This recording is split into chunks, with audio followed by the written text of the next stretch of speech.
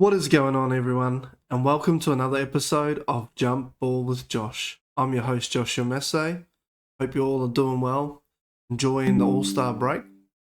Today, I'm going to give you my 5 bold predictions for the rest of the NBA season. At the end of the episode, we'll give out another Messe's Man of the Week. But right now, obviously, we're in the middle of All-Star weekend. Today was the 3-point contest, the dunk contest, and the Shooting Stars contest. Stars are getting a bit of a rest, some of them forming over the weekend, others out with injury, resting up. It's a good weekend for a lot of teams that have injuries just to kind of rest up and push towards the last bit of the season. And today, man, was very, very exciting. I liked the Shooting Stars concept. I thought it was pretty awesome. Seeing guys like Corey Maggette out there, Allen Houston, and then you're seeing the young guys in there, and then obviously the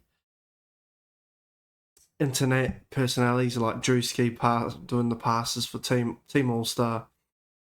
And ultimately, at the end of that, Team Knicks came out with the win with Jalen Brunson, Karl Anthony Towns, and Allen Houston, and that was a pretty cool little match. I really liked it. I really liked the idea.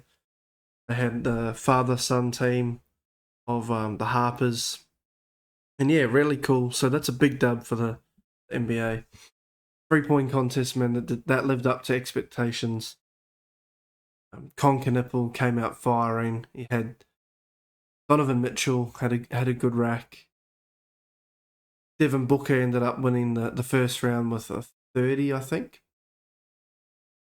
But ultimately, it was Dame time that came out with the win, and just so awesome for Dame. He's missed a lot of basketball this season. So to see him win, and he's such a humble guy, such a good face for the NBA, a good role model for the NBA. The kids to look up to. So shout out to Dame. Great 3-point contest. That lived up to the hype. And then we had this dunk contest that everybody was kind of sleeping on, including me. And I won't say it was an amazingly memorable dunk contest, but there was some good dunks. Carter Bryant really showed out in front of his home city. Shard Johnson, who ultimately ended up winning it, my boy from the Miami Heat. He had some good dunks. And Jace Richardson, he obviously had that, I think it was like 4 where he just couldn't get it off, and then he fell over and hit his head. He had some exciting dunks too, and Jackson Hayes ultimately got a child there where he kept on messing up the run up and then ended up just doing a simple dunk. But I really liked the dunk contest this year, and really thought it was a bright side, for such a rookie lineup. I really liked it. So yeah, I think today was a big dub for the NBA, and tomorrow will be the All-Star game. I'll tune into that, and I'm not holding high hopes. 6-minute quarters, and you play one quarter and then you lose, you're out. I just don't really like the idea. So yeah, we'll see how that goes. But a big day today from the All-Star point of view. Loved all of it. So yeah, shout out to Shard Johnson, Dame Lillard, and Team Knicks for getting the dubs today. Let's just move straight into what we're here for, and it's my 5 bold predictions for the NBA for the rest of the season. And some of them are a bit more obvious than not, and some of them will probably say they're not bold. I believe they are. So let's get straight into it. And the first one, the hot one, is LeBron James will not retire a Laker. He will retire a Golden State Warrior, I believe. I believe this is something that has been in the works for a long time, with LeBron and Steph playing on the same team.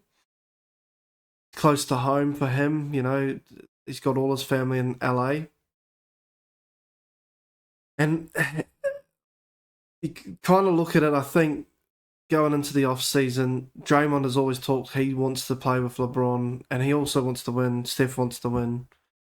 I think I can see a world where Draymond denies his player option, takes a pay cut. LeBron comes back for small amount of money. I don't see him wanting a big payday, and I think that's the team that they go with: LeBron, Steph, Jimmy, Dre. I think that there's a lot of talks of LeBron going back to Cleveland, but I think Cleveland like what they have right now and will continue to push with that. Whereas Golden State could really use a guy like LeBron. He's obviously going to be 42 going into next season. So there's definitely some downside to sign him, but he doesn't look like he's lost much of a step. So I can see LeBron heading to Golden State, close to home. You know, it's not far from LA where all his family is set up. And yeah, I think we finally get to see that Steph LeBron duo we've always wanted to see in the league. Probably a few years too late, but that is a big one. I believe will happen. I think LeBron will sign with the Warriors. This off season, and will ultimately retire at the end of next season. On to my next bold prediction, and this is the Cavs and the Nuggets will meet in the 2026 NBA Finals. And the Cavs are 3-0 in the James Harden era. They're looking amazing with James Harden, and I think they're going to build off of what James Harden brings. Eastern Conference is wide open, and I think this is the team that kicks down the door and heads to the final on the Eastern Conference side. On the West, I think we're seeing, it's hard to imagine and it's hard to put into volume, but we're seeing the best of Nikola Jokic this year. And I think he can sense that maybe there's not much left in the tank, or he doesn't want to be around for much longer. And this is a big year, and I think this is a year where Spurs are probably going to lack some leadership and veteran play style come the playoffs. I think they're 1 or 2 years off. OKC have been dealing with injuries, and now we're starting to see a few weaknesses of theirs with the shooting and stuff like that. So I think right now the Nuggets window is wide open, and Jokic can just get a little bit of help. I think they go to the final. And yeah, it's a Cavs Nuggets final. Hard to say right now who my prediction between that would be. I'd have to lean probably more the Nuggets right now, maybe 4-2. But yeah, that would be a final series I'd really be excited to watch. A lot of scoring there. Both teams are heavily reliant on their scoring. Defense has kind of let them down this year, so yeah, definitely could see something along those lines of a final. On to my next one, and this is to do more with the way the NBA is heading, and I think this will be the last season that 65 games for postseason awards is enforced. And when you look at 65 games, you've already got guys like Giannis, LeBron, and Embiid ruled out of all NBA contention. They can't make any all NBA teams. They're not eligible for postseason awards. And then there's guys like, you're looking at Luka, if he misses another 7 or 8, he's not eligible.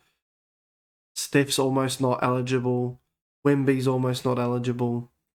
And it's going to really dilute these all NBA teams. Like, people don't realise that you make an all NBA team, you're eligible for 30% more on your pay.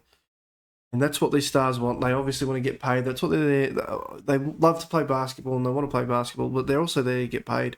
It's business at the end of the day. And so I can see this rule not being enforced.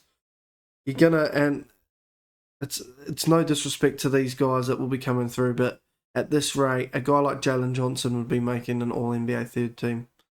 And like I said, no disrespect to him, he's balling out, he's having a great season, but it doesn't really paint the true picture of what happened this season. And that's where a lot of what's going on behind the 65 games is going to get lost. So I can fully see a world where Adam Silver goes, no, we're going to scrap that. Maybe we make it less. Maybe we make it 55 games, 50 games, and see how it works. But right now, that 65 games, it's just left a lot of stars out of a lot of big awards. And yeah, that leads me to my next one, and it'll be Scotty Barnes wins DPOY. And I love what Scotty's doing this year, and this is off the back of the 65, where Wemby will probably be ineligible. I think he's going to miss a couple more games. I could see them just trying to really ease him into the playoffs with his injury history. But Scotty Barnes deserves it also. He's second in the NBA in stocks. He leads the NBA in fourth quarter blocks. And he just is a defensive mastermind. He can guard 1 through 5 with ease, I believe. He doesn't look mismatched guarding a normal size center or an undersized center. But he can also go with a quick guard, out there on the perimeter. So I like what Scotty Barnes is doing defensively. He's getting deflections. He's making people feel uncomfortable. He's playing physical. And he's really just setting up that Toronto defense and Keenan, all his other guys around him. And I think he deserves to be in this conversation, and I think he deserves to win it. And that would be a huge thing for Scotty. His offensive bag is developing this season also, so he's not carrying the full load of the offensive, weaponry. Like, you've got Brandon Ingram there that's also doing a bit of heavy lifting, but Scotty Barnes is also doing that. So to be doing that whilst defending at a high level like he is, I could see, Scotty Barnes winning DPOY. And on to my last one, and this one is a fun one, and I really do hope it happens, and it's Con Knipple will be the first ever rookie to shoot 50, 40, 90 in a season. He's currently 48.4, 43.1, and 90.2. And I think the way the Hornets are playing right now, they are shooting lights out from the perimeter. They guys like LaMelo and Brandon Miller are really, really just in their bag right now, scoring. They're doing it all. They've just picked up Kobe White, who's another offensive weapon that can create his own shot and get his own bag. And it leaves a guy like Con Knipple just open all the time for like 3-point shots. That's what he loves to do. Catch and shoot off the dribble. And I could see a world where at the back half of the season where defenses get a bit more lazier and they start sagging off trying to look after LaMelo or look after Brandon Miller. He's going to have a lot of shots, open shots, and I think he will knock on the door of a 50, 40, 90 season. But not just him, there's a lot of guys in line for 50, 49. Kawhi is in line. Shea was there for a long period of time. I think his free throw at about 88.2 now. So, but he was on track to have one of the highest scoring 50, 40, 90s in NBA history. Still could do it, if he has a hot streak of free throws. But my strong prediction here is that Con Knipple gets to the end of the season and shoots 50, 40, 90. First ever rookie to do it. So that's my 5 bold NBA predictions. I really think that these will come to fruition. I'm banking on it, and I will check back in at the end of the season for the last 4, and then obviously once LeBron becomes a Warrior, I'll check back in with that one. Some of the comments I posted a video earlier on in the week, and some of the comments were talking about Luka would win MVP, which he's close to being ruled out. I think he's got 8 games left, and with a hamstring strain, might not get there, but could definitely see an argument for him winning MVP. But yeah, I had a lot of fun putting this together. It was good to, kind of look around the league and see what might happen and then just kind of give my bold predictions. We'll wrap it up now with my Massey's Man of the Week. And this one is a different one. I've gone away from the traditional, big weeks or 3-0 or whatever. And it's a guy that's found a new home at the trade deadline. That's Ousmane Dieng. Got traded to the Bulls and then ended up on the Bucks roster. And he's come in and given the Bucks a bit of life. Shooting 18 points, 7 rebounds, 3 assists and 2 blocks in his last 2 games. He come one off the bench and started one, and just love this for Ousmane Dieng, and it really just shows that a change of scenery for any NBA player can do them a world of good. And we're seeing that too with Cam Thomas. And Bucks have got 2 good pickups there, and I'm just really happy for Ousmane Dieng.